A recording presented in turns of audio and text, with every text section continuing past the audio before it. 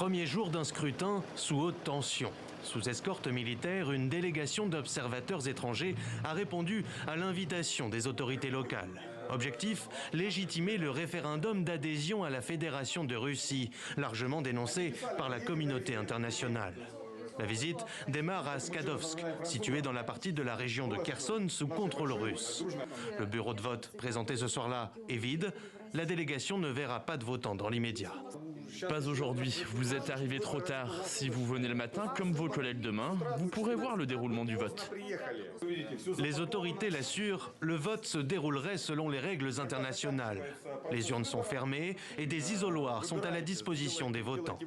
La délégation visite également un centre de dépouillement où sont présentés des bulletins collectés plus tôt dans la journée. Les votants ont la possibilité de voter à domicile.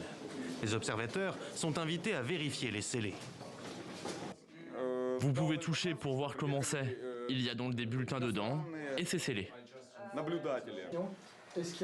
Pour le représentant de la commission électorale, l'issue du référendum ne fait pas de doute.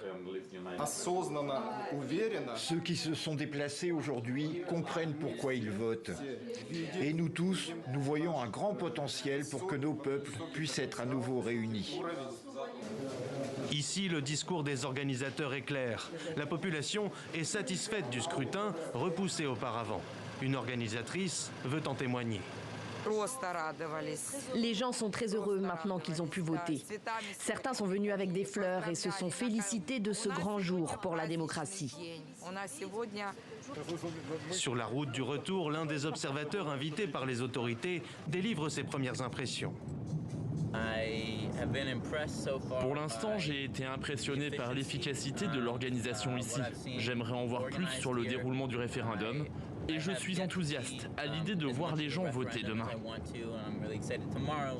Le scrutin doit se poursuivre dans la région jusqu'au 27 septembre prochain.